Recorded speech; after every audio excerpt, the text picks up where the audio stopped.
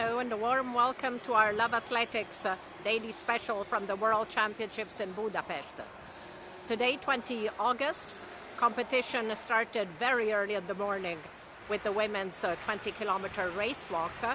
And this evening we have 5 more finals here at the stadium.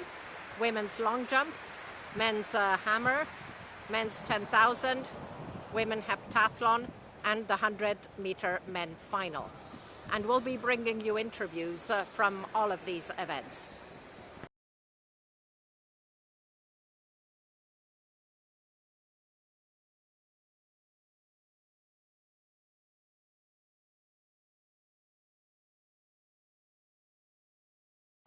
Kat, world champion. When you start of the year, you're thinking of, Budapest. You believe you've got a gold medal around your neck now? Start of the year, no. Start of the year was looking off the back of Eugene and the Commonwealths, and all I knew was that I needed to put in a lot of hard work. It's what me and my team decided. There's no indoors. We're just going to get a huge winter in, and I was training for 9 months.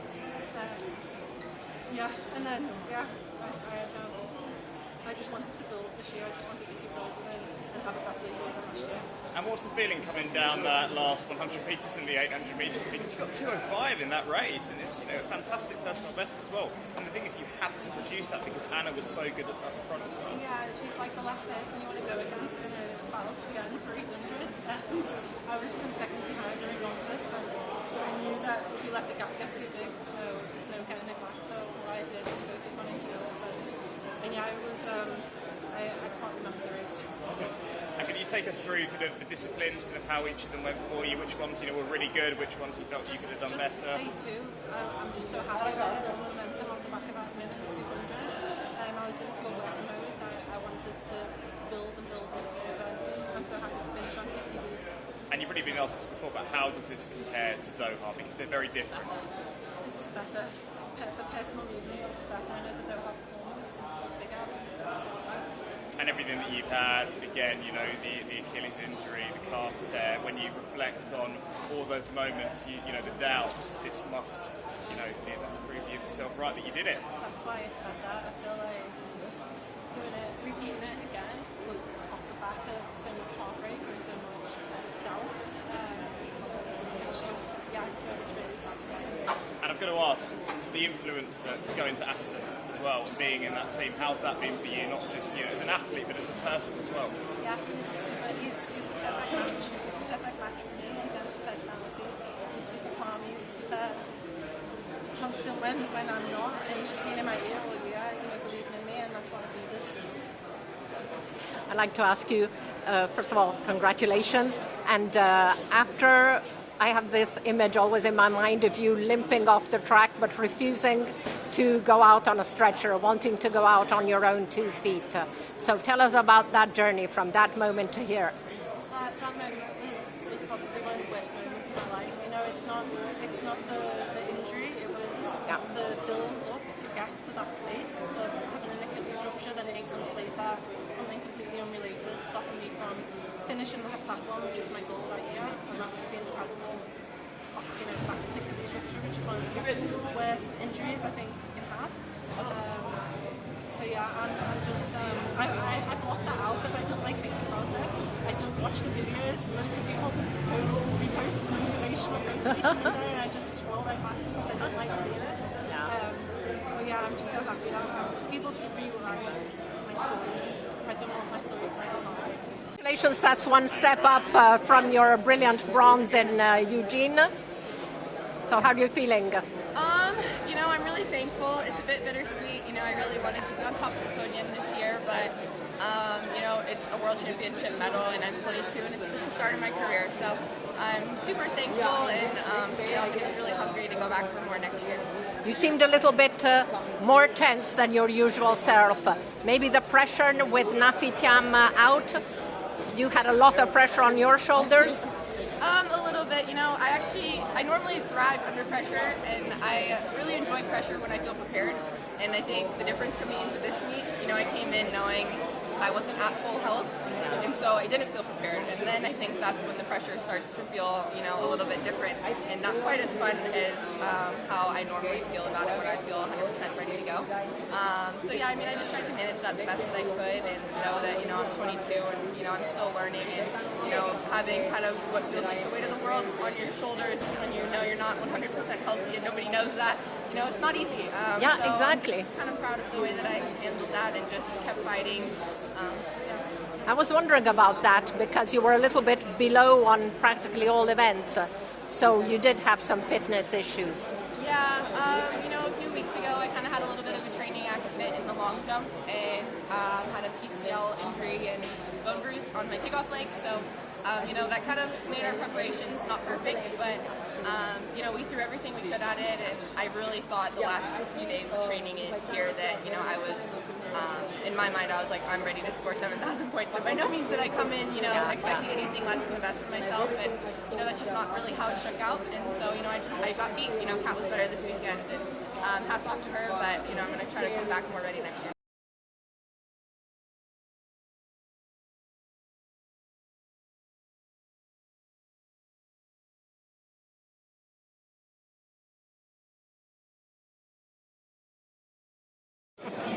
Joshua, congratulations, third title in a row. Which one matters most to you? I think all my titles are very important, and very important for sure. When you kicked twice today, nobody was able to respond. So this is something this is one of your characteristics, which really makes the difference on a major event. Yeah, it's especially amazing for me to win, especially in a very high field. The field was incredible, and everyone there is a special athlete because they are the best in the country. They are incredible athletes in the world. So for me to come past is really special. And you'd had a little bit of a difficult season, so that makes it even more special. Exactly. Yeah, that makes more sense. Yeah. For me, what was very important was to come back here and win the title. So all the races were just a courtesy preparation for me to come back, especially of the shape and the mindset to come back and be in the top again. Yeah, you're good at that, being on the top when it matters, at the big ones. Yeah, of course. Yeah, when it matters, you have to do it. Yeah. Congratulations.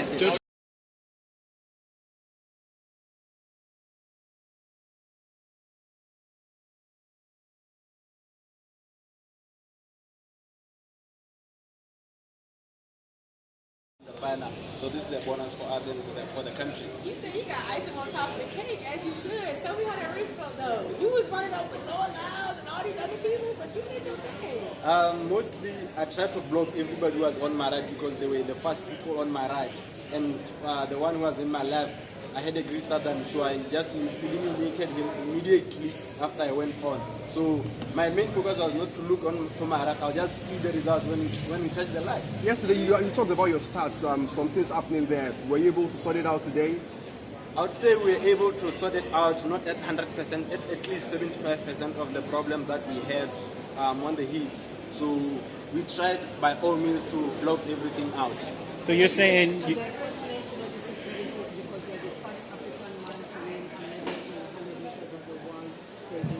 Just talk about that and how it was at this level for you. It really shows that the continent has a lot of potential.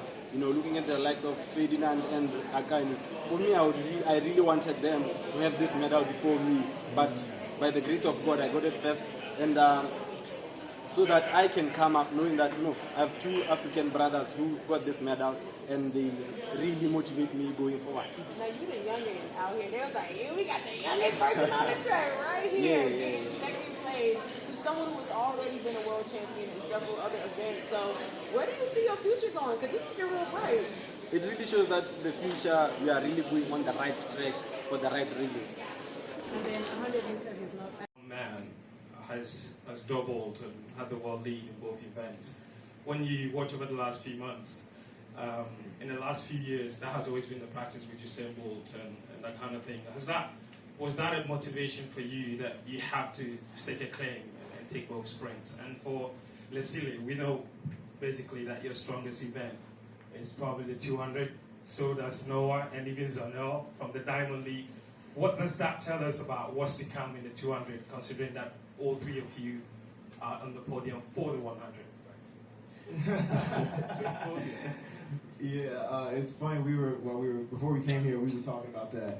You know, we were all looking at each other and we're like, "Ain't we 200 runners?" I said, "Hey, you guys trying to run it back?" But the double was important because I know in my heart of hearts, like Zarnell knows, he believes that I'm the fastest. Period. But to be able to say that with the utmost confidence, I gotta win the 100. And that's what today was. It was winning the 100. And I've known for a long time that I have so much more to give to this event. But I've just been giving a lot of it to the 200. And as people look back at this year, they're gonna be like, this is the year that no one won the 200, the 100, and the 4x1. And they're gonna be like, that is the start of a dynasty. We see. So Yeah. after this, are you super confident? Is the 200 your baby? Like there's no doubt? Or you must have seen the tape, right? And he was getting up a little bit closer to you at the end of that race or not? Oh no, the time proved that he made, I think, 1/100. I'm not too good at those numbers, but no, he made up a little bit of ground on me. But I mean, that was what, my 4th 200 of the year, and I just came out of COVID and still ran 19.4. And I remember when I ran 19.5 for the first time in 2019, and I tried to do it at World Championships. Yeah, that didn't happen. It's hard to go round for round and put that together. Even when and I was young at the time too. I was 21, I think, somewhere around there, 21. You know, so I was just doing the 200. You know, we're coming out here, we're running the 100, and we're going to run the 200. So, you know, I know that, you know, we're all ready. We know the challenge that lies before us. And I know what it was like to be in the same position that Bletchley was in. And to be honest, I ain't worried. You know, I know that he's going to give his 100. I know Zarnell's going to give his 100. I know everybody in that 200 is going to give their 100. And best believe that I'm going to give my 100. Are a little bit older than these two, and so in the sport of track and field, I feel like a lot of people feel as though like if you aren't, you know, Noah Lyles by like the age of 15 or Bletchley by like the age of 12, like you're never going to be successful. But you're somebody who decided to stick with it and wait to see your success come around. So tell me why you decided to do that, and what is a part of your motivation in waiting this long? My mom, I have to give credit to my mom because she has instilled in me and my brothers that patience is a virtue that we need to follow in life. And for me, things happened over in the past. I still believe, I still knew I had something within me to accomplish, and you know, I just walked towards it, man. I had to walk towards it, and you know, I'm looking forward to see how much more better I can become because I'm starting to understand the game. You know, I'm starting to believe a bit more, and I'm happy. I'm enjoying myself. That's the most important thing because at first I used to be a bit too tense, but now I'm a bit more relaxed, and I'm looking forward to being a part of this again with the guys come in the 200. Explain a bit about exactly how much work has gone into getting to you this point. Over the years were a lot of lessons. I won't call them failures. Lots of lessons I've learned, you know, but I believed in myself that I can still achieve something better than in life. And what you guys saw was years of adversity, years of challenges. And, you know, it's been a long time Griffin hasn't been in the individual medal rankings at a world championship. And I wanted to be a part of that. I wanted to break that seal today, and today I did that. And I'm super grateful to be a part of this mix. I'm very more excited to see how much better I can become. And, you know, I just got to continue to trust myself and be patient because, you know, things might not always go your way every year, but as long as you stick to the task and continue to put in the work and allow yourself to compete, because sometimes you can be in the best shape you could possibly be in, but if you are not relaxed mentally and physically, you can't achieve those goals. And today I was relaxed, and I was looking forward to going out there and giving it my best shot. I don't think anybody really expected any of us to get up here, besides Zarnell. But if you kind of listen to all our stories, there's a lot of belief, there's a lot of, self-affirmation coming from all of us, whether you're as young as you are, or, told you're not a 100 guy, or, told us somebody who's probably got to this point and had, shortcomings, but believing that it's going to come out. And I know there's tons of kids who ask me every day, but here are 3 people who truly believe in themselves, that it's proof that if you truly believe in what your dreams are and what you accomplish is going to come true, you're bound to move closer to it. I would like to add to that as well, to the younger ones out there who are trying to be in the sport and things aren't going your way immediately. Don't give up. Don't ever give up. Because for me, the sky's the limit. Self-belief is a hell of a thing, man. And I gotta give credit to my mom, and she believed in me. And I dedicate this one to my mom. Yeah. With your sport, I guess starting a legacy is not the worst thing to do that. Can you explain a little bit more? What are your plans? How do you want to appeal to the core fan base?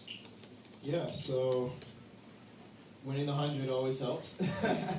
Winning the double helps even more. And grabbing 3 is definitely a treat in itself.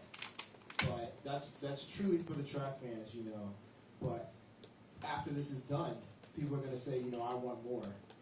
And what are we going to give them? We're going to give them a docuseries. It's already out. And I'll tell you what, we're writing it right now. This is episode 2. Episode already out on Peacock. And Untitled Journey No Allows. It's looking pretty good. Episode 2 is looking pretty fun. So 2 more questions. My coach told me if I win the double, he paying for the party. So we popping champagne like we won the championship. Yeah, we out. Are we going back to another island? I heard Jamaica's fun. Yes, sir. Oh, yes, sir. Real good. I like the way that sounds. So you won it in a blistering time of 9:83. What are your reflections on the race, and how are you feeling today? I feel a little sore today. I think that's only natural though. But at the same time, excited and extremely optimistic. Takeaways from yesterday. Well, I won. I think the biggest takeaway was actually crossing the line and then watching everybody else cheering and yelling and being all excited. And in my head, I'm like, I thought I won this race. Why is everybody else cheering so loud? And I'm like, all right. Usually, I'm very, big on my celebrations, ripping jerseys, dancing, backflips, all that stuff. But, this time I had to really wait until the clock told me that I was the winner. And after that, then I lost it. Wow. So there was still a little bit of doubt that you actually won the race. This coming Friday, you will hopefully compete in the 200-meter final. What would it mean to you if you won that race as well? I mean, that's all part of the plan. It's not just to win it, it's to demolish records, PRs, do something that only a very few amount of people have been able to do. And that is definitely going to include being a double medalist, which we haven't seen since Bowl. So it's going to mean a lot. I think it's going to be a big moment for the sport. You spoke a little bit about your post-race feeling, but you unveiled a special post-race celebration after the 100-meter race last night. What was the meaning behind this? And do you have another one up your sleeve when you win the 200 meters? Yeah, so the hats. I have watched so many, national championships in the U.S. and they're huge with confetti going everywhere and people are cheering, yelling, and they're storming the stage. And the first thing that people usually grab is the T-shirts and the hats. And I was like, why don't I have a world championship hat? They're a national champion. I'm a world champion. I need a hat, and it needs to show all the accolades. So, I want to hear, we got my name, we got 3-time winner. We got all the years that I've won. But now we gotta cross out the 3 because you gotta add some more numbers there. Sounds like a good problem to have. Yeah, it does, right? It was very touching. I had the pleasure of being close by. It was very touching to see your parents' reaction in the crowd after the race, after the win. What does it mean to you to have them in the stands, cheering you on and sharing those incredible moments with you? Yeah, my docu-series that is now out on Peacock for everybody who's in the U.S. You go watch it. But I talk a lot about having team and family very close, because there is a certain point where you'll get higher and higher, and your circle will get smaller and smaller. And the people that you can celebrate with, the people who understand what it took to be here, that see you go through the hards and the happy times, that the not so sure times, and all those moments in between. Those are the people that you want to celebrate with, because those are the people who know, and not only can have a safe place for you to land, but know that they have your best interests for you. Amazing. Looking ahead to the Olympics next year, what role does this World Championships play in your preparation for Paris 24, and what are your goals for the Games? I'm using this World Championships as a blueprint. Of course, it's not going to be 1v1, but coming here, winning 3 gold medals, that's going to be the exact same goal as we go into the Olympics next year. This is going to be my second Olympics. I'm going to be making sure that I have my team there, how we're going to work on things, how close or how far do I need people to be. Of course, everybody's going to want to have some type of connection, but we need to make sure that the goal and the strategy is still up front. And finally, you referenced it, Untitled, the Noah Lyles project has just come out, and you have the upcoming Netflix series coming out in 24 as well. It's clear that track and field is gaining momentum and popularity. How important do you think these kinds of series are for the sport and giving athletes a more prominent platform? I've always been a firm believer that track and field is just not marketed the right way. I think that we can do a better job in selling ourselves and selling our stories, and I'm very thankful that I've been able to, get my own docu-series and be able to tell my story, and thank for Adidas to be able to help me do that, and everybody else who sponsored me to be able to put that project together. But while I'm telling my story, I'm hoping that this is the start for everybody to be able to get their own way of telling their story, because just because I did it this way doesn't mean that everybody's going to want to do it that way. And the next biggest question is going to be, now that we have all these docu-series, where are we pushing these people towards? It's one thing to get them here, but how do you keep them? How do you keep them going? How do you say, hey, this is the next thing that you need to be looking at? And that's what I think we all need to be thinking about as we know that these docu-series are about to come out. Hi, Noah. Congratulations last night. That was brilliant. And it was interesting to share the scene with 2 new faces. I mean, Zarnel has been around for a while, but not at that level. And Letsile is the new kid on the block. So how does that feel for you in perspective for the years to come and already for the days to come with the 200?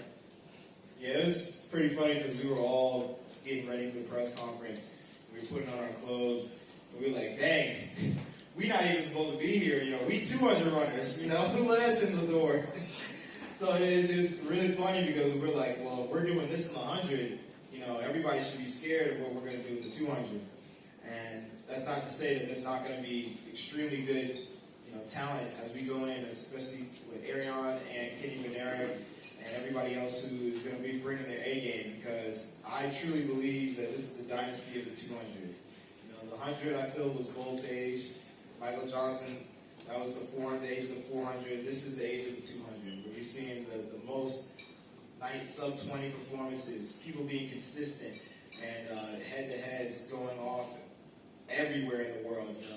It's definitely where I feel the speed is being pushed at this time period. So even though that I'm the previous world champion for 2 years now, I'm not taking this any lighter than any other year.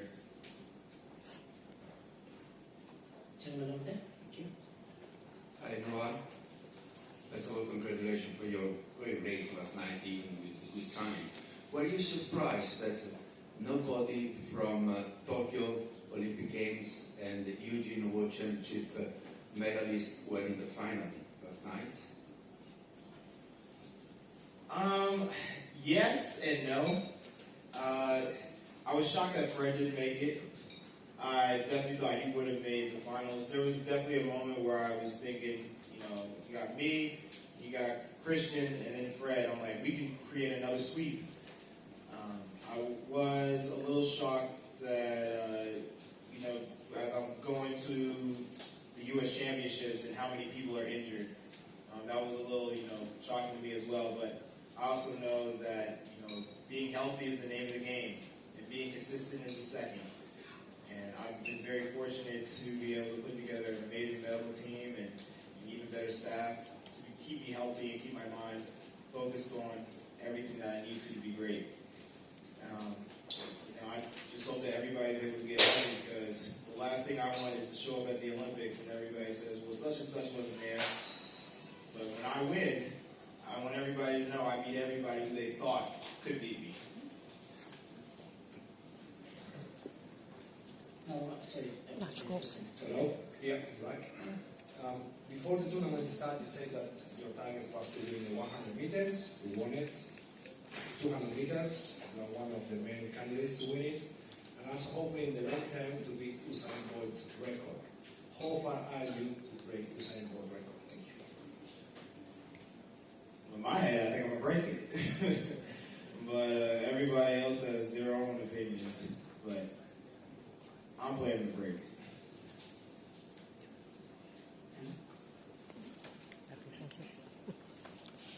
No, this is going back a little while, but I just want to check with you. Is it true that when Erriyon Knighton ran 1949, you were on your way home and you headed right back to the track? It's not exactly like that. It was, he ran the 1949, and I was driving to dinner, and dinner was going to be late. It was going to be later than, you know, it needed to be, and we had to run the next day. And instead, I canceled dinner and went back home so I could go to bed on time and get ready to run the next day. That is how it went. But yes, it is true.